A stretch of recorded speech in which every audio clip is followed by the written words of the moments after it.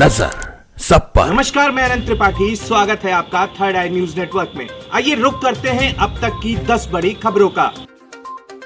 दिल्ली में 26 विपक्षी दलों के खिलाफ शिकायत दर्ज, गठबंधन का नाम इंडिया रखने पर विवाद। दिल्ली के बाराखंबा पुलिस स्टेशन में 26 विपक्षी दलों के खिलाफ शिकायत दर्ज हुई है। शिकायत डॉक्टर अवनीश मिश्रा ने दर्ज कराई है। अवनीश का आरोप है कि विपक्ष ने अपने गठबंधन का नाम रखने में इंडिया शब्द का इस्तेमाल किया है।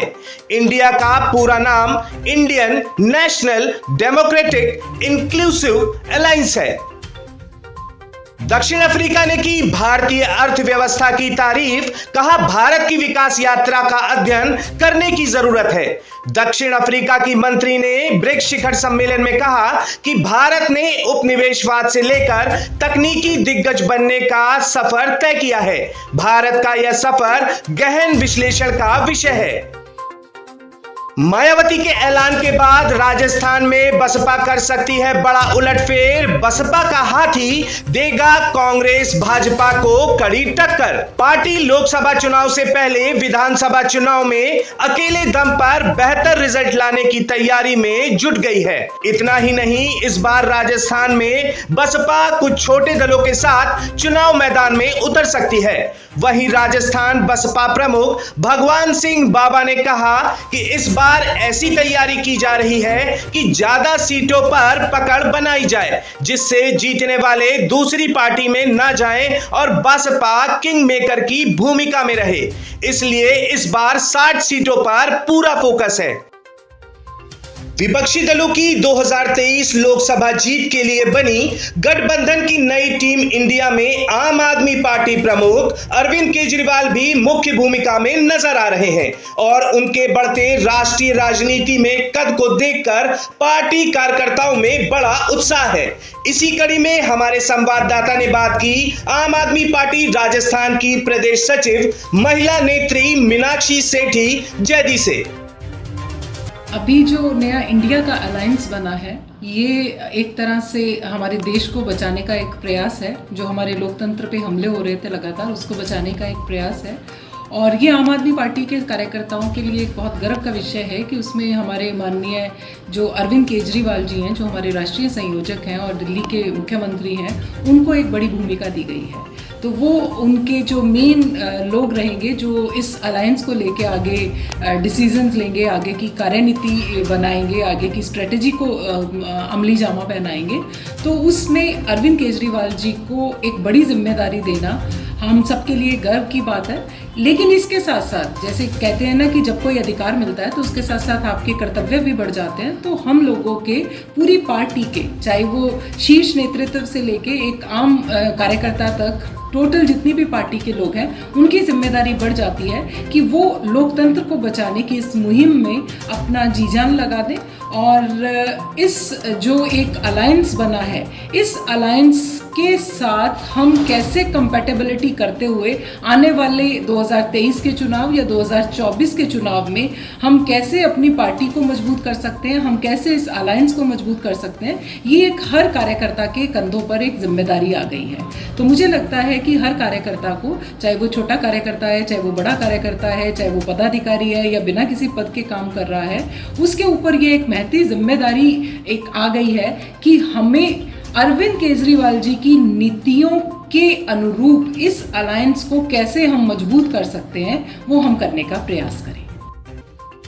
भारत में नई शिक्षा नीति के बाद से पढ़ाई के तरीकों को समझने और उसी के साथ तकनीकी शिक्षा ने आने वाले कल के विकसित भारत के बच्चों के स्वर्णिम भविष्य के लिए एक दिशा तय कर दी है। इसी क्रम में उत्तर प्रदेश की प्रतिष्ठित शैक्षिक संस्था पायनियर मॉन्टेसरी स्कूल से एक रिपोर्ट।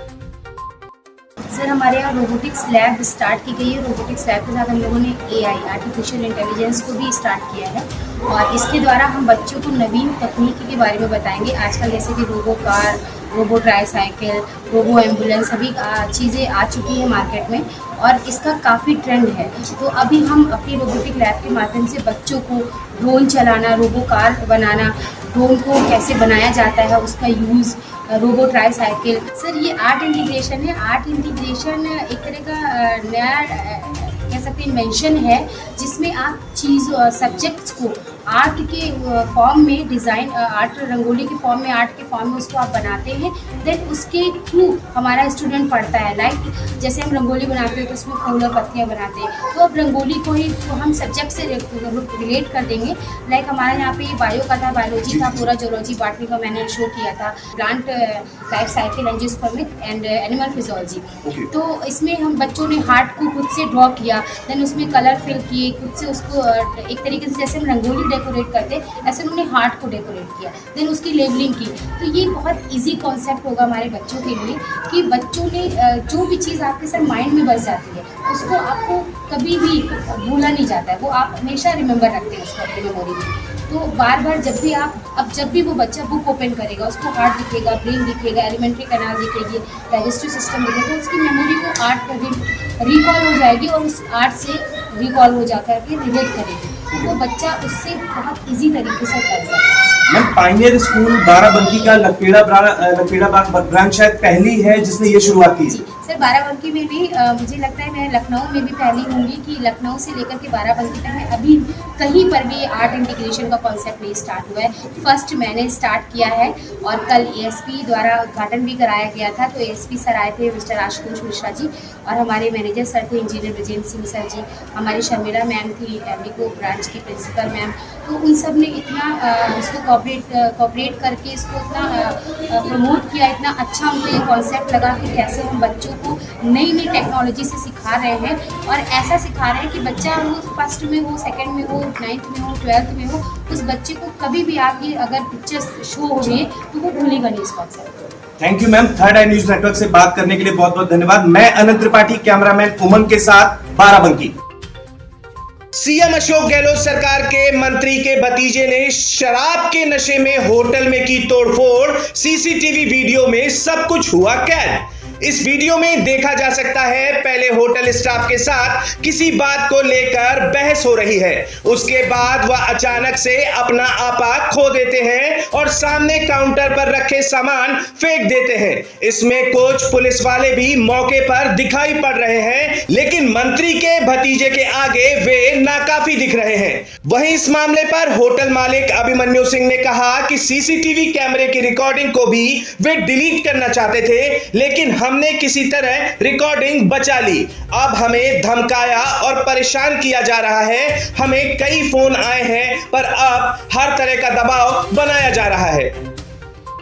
केरल के एर्नाकुलम में अल्वा में फर्स्ट क्लास मजिस्ट्रेट कोर्ट ने एक मामले में फैसला सुनाते हुए कहा कि वासना के इरादे के बिना हाथ पकड़ना और धमकाना महिला की गरिमा को ठेस नहीं पहुंचाता। एक मंदिर में महिला का हाथ पकड़ने और उसे जान से मारने की धमकी देने के मामले में सुनवाई के दौरान यह टिप्पणी की गई। कोर्ट ने आरोपी के खिलाफ आईपीसी की धारा 354 के तहत खिलाफ दर्ज केस रद्द कर दिया है। हालांकि महिला को धमकी देने के मामले में जुर्माने के साथ उसे जेल की 2 साल की सजा सुनाई गई है।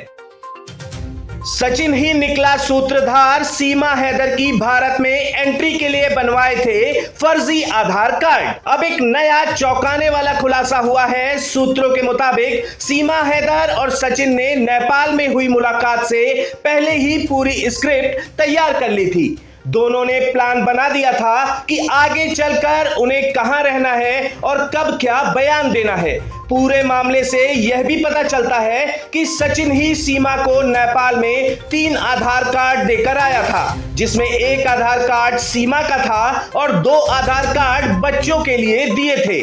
जांच एजेंसियां उनकी सारी कड़ियां जोड़ने में जुटी हैं। अब तक सीमा के कई झूठ सामने आ चुके हैं। वह अपने बयान बदलती है और जो बयान देती है उसके साक्ष्य संदिग्ध मिलते हैं। मणिपुर में हुई हिंसा के दौरान 2 महिलाओं को नग्न घुमाने और उनके साथ सामूहिक रूप से दुष्कर्म करने के मामले में सुप्रीम कोर्ट ने लिया स्वतः संज्ञान। सोशल मीडिया पर घटना का वीडियो वायरल होने के बाद सुप्रीम कोर्ट ने इस मामले में राज्य और केंद्र सरकार से रिपोर्ट पेश करने को कहा है। कोर्ट ने कहा ऐसी घटना बर्दाश्त के बाहर है।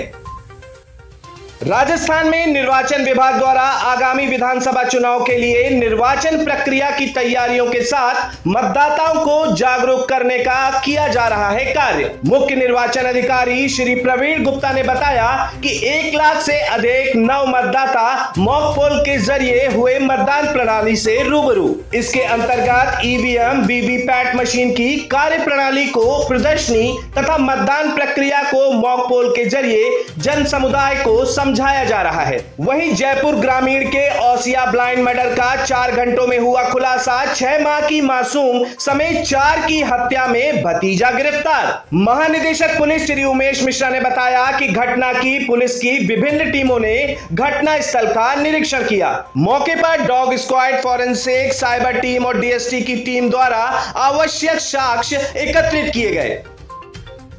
तो ये थी अब तक की 10 बड़ी खबरें। देश विदेश की और भी ताजा तरीन खबरों के लिए जुड़े रहिए थर्ड आई न्यूज नेटवर्क के साथ। नजर सब पर।